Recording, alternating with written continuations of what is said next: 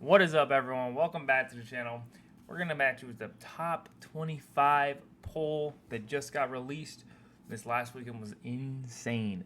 Not one, not two, but four overtime games in the top 25, as well as all these other games that are just super clutch, super fun. So we're just going to get right into it.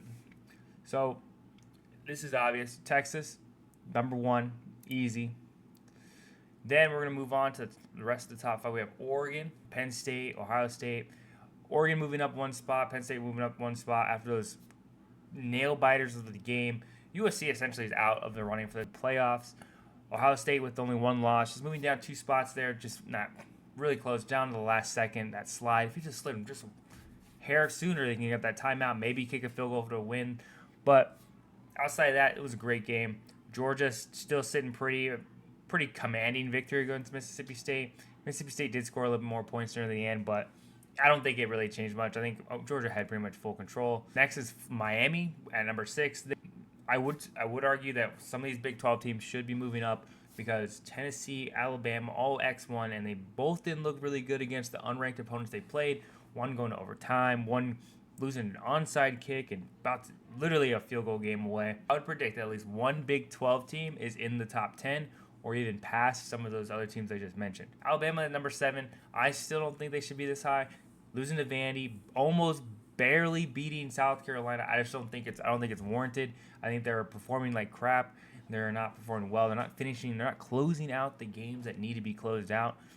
Next, we have LSU moving up 5 spots after that nail-biter victory against Ole Miss. 5 spots. Like I said, there's all these X1 teams, and I know that you're going to say the Big Ten, SEC are probably the better schools that should be in the top 10, but there's teams that are undefeated that are in Power 4, if we're still going to call them that should be in the top 10. So hopefully one of those two teams are in this spot, but I'd be very disappointed if they're not.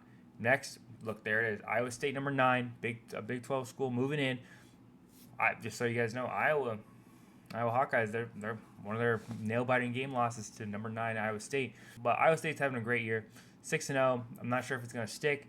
They did perform really well last week and pretty much the weeks before. I think they still need to be tested to really see if they're deserving of this top 10 spot. Number 10, Clemson didn't really move. They played against Wake Forest. It's like a Vanderbilt. Next game, I don't see Tennessee in the top 10, so they must have gone down.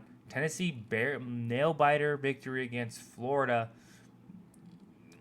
I can see it. That's why I was saying. I was like, one of those two teams, Alabama or Tennessee, has to go down because there's undefeated teams out there like Iowa State, like BYU, that are undefeated in Power 4 conferences. So I do think that they deserve the top 10 spot over one of those two. And as you can see, Tennessee got the boot back to number 11, moving minus 3 spots. Moving on to the next floor, we have is Notre Dame, BYU, Texas A&M, and Boise moving on up into the standings. Notre Dame moving down one spot after a pretty much commanding victory over Stanford. Stanford did score early, but moving down one spot for that, I guess since LSU moved up super far, then you have to move someone down. But I do think that BYU should probably be ahead of Tennessee just because they are undefeated. First time undefeated, 6-0 in a long time, especially in Power 5 play. Next, and then we have Texas A&M. They moved up one spot. I am still a firm believer that they are a very overrated SEC team, just like Missouri. Moving up 2 spots is Boise after a commanding victory over Hawaii. They have a really good running back right now, one of the best in the league. Potential Heisman candidate, Heisman prospect, showing up unbelievable numbers they haven't seen in a long time for a running back. This is the year for running backs. Moving on to the next couple, we have Indiana, Kansas State, Ole Miss moving down 9 spots. Kansas State moving up 1 spot against Colorado. This was Colorado's week. Colorado needed this win to really show the committee and the world that they are ready to compete, but they lost a nail biter, just so many nail biters this weekend, and Kansas State showed that they could be the better team. Indiana has not really played anyone. If you saw my previous video up in the corner there about the Big Ten scenario, it's pretty much in shambles at this point, but I did say that Indiana, up in that theory, they had the worst schedule compared to all of them, and as you can see, they don't really play anybody, and they're still not going to really play anybody for the remainder of the season other than Ohio State. Moving on to the next couple, we have this Missouri, Pittsburgh. Pittsburgh's another one of those teams where they're 6-0, sitting at 20. They could move up a little bit farther, but there's still a lot of minus ones. I think Ole Miss should be lower than they are, but their 2 losses are against good teams, unlike Alabama, Tennessee losing to unranked teams. So, and Ole Miss getting -9 for just that nail biter against LSU is tragic, but it is 2 losses, and it would be kind of unfair to have a 2-loss team that far up in the standings. But congratulations to Pittsburgh getting into that top 20 spot. Moving on to the next couple, I think that there should be Army, Navy. Those 2 teams should be there.